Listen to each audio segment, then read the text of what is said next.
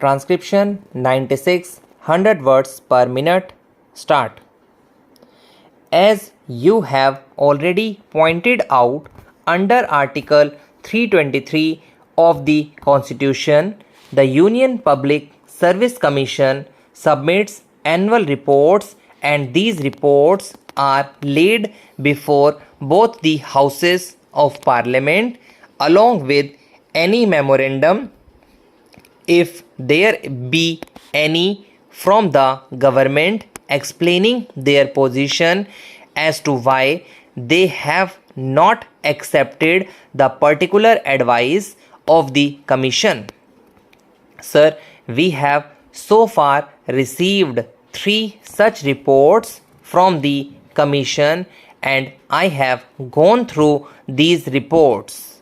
Sir, the general impression that I have gathered after going through these 3 reports is that, apart from the fact that there have been cases of non-acceptance of the Commission's advice in many important matters, there are, sir, very serious irregularities committed by the executive government in the matter of appointments to the civil posts and the civil services. If you permit me, sir, I may add that I have found that there are occasions when the government has even bypassed the Houses of Parliament in their anxiety to provide for their favorites. Sir, under Article 320 of the Constitution, as you have already pointed out, the recruitments to civil posts and the civil services are to be made by the Union Public Service Commission. There are 2 basic ideas underlying this system of recruitment to the civil services adopted in our Constitution. Firstly, we desire that all eligible persons to a particular post should be entitled to enter into a fair and free competition to get that job. Secondly, we want to avoid all elements of patronage in the matter of appointments to our civil services. You will find that under the old regulation which have been kept in force under Article 372, there are several categories of employment and posts which have been kept away from the purview of the Union Public Service Commission. One of these categories is temporary appointments lasting for less than a year. I maintain from a review of all these reports that the government has abused this power of temporary appointments. The government has used it as a shield to bestow all kinds of patronage. Sir, if you look at the posts, you will find that on the very face of it, they are not temporary posts, but that they are likely to continue for more than a year. Sir, appointments to such posts are made as temporary appointments merely to avoid the Union Public Service Commission. In the name of temporary and emergency appointments, I find that a large number of appointments are being made. The glaring examples are the Community Projects Administration and the All India Radio under the Ministry of Information and Broadcasting. We find, as a matter of fact, such appointments being made by every ministry, but these are the very glaring examples, and I would like the Honorable Minister to tell this House as to how many temporary appointments are being made every year by the government and how many of them are continued even after the end of the year?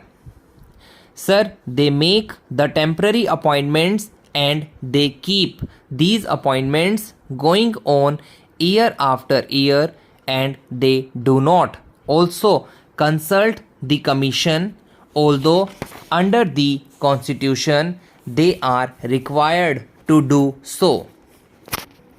Apart from bringing in an element of patronage in the civil appointments, this procedure acts very unfairly to the other candidates who compete from the open market when these temporary posts are made permanent.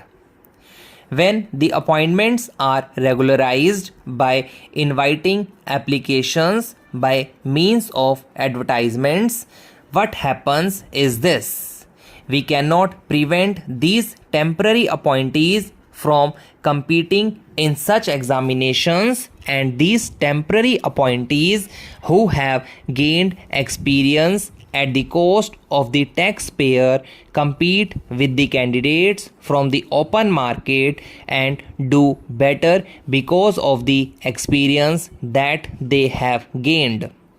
I know it from my personal knowledge that appointments in the temporary cadre are purposely made in order that a particular candidate may gain experience and do better at competitive examinations and have a better chance of getting a permanent government service. Otherwise, he could never have got such a post.